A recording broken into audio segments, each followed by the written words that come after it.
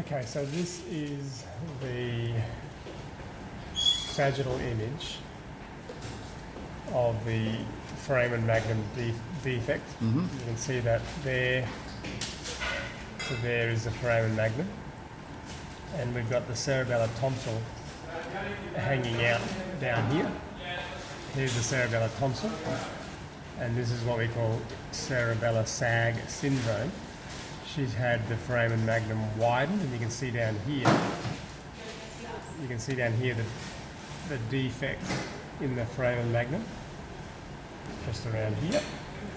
And what we need to do with our titanium mesh is recreate some floor to that defect, but we don't want to constrict it so much that she then ends up with the foramen magnum constricted again. So what we're going to do is come back about 75% of the way. 75% of the way. So that would be that's where we would want to stop.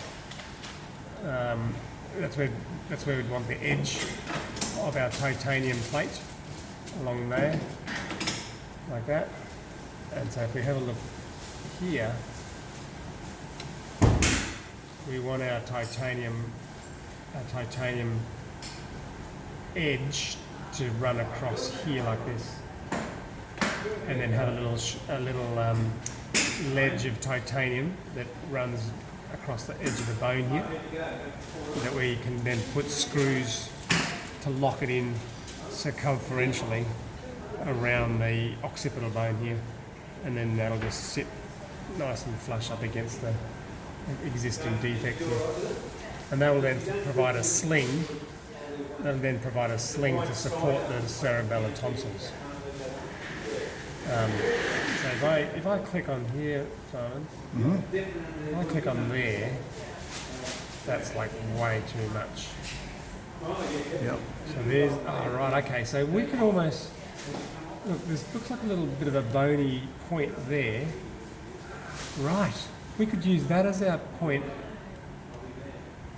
We can use that as our point to recreate the ring, right? So, see that little pointy bit there? Yep. That pointy bit there?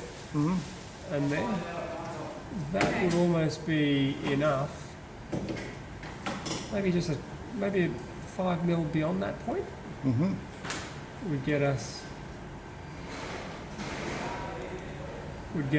there. 5 mil beyond that point would get us there. I reckon if we have an anchor point there,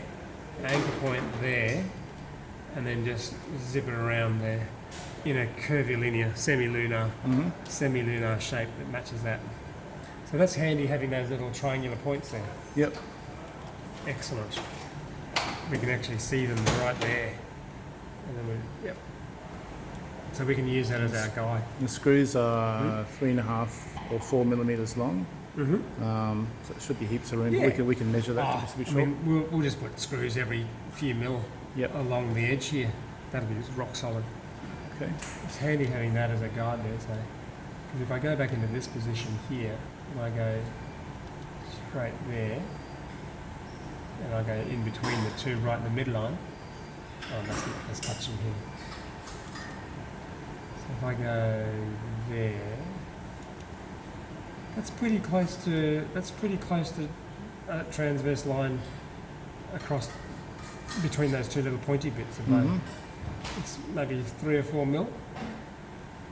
If I go back into this position, look at the difference. It's not far.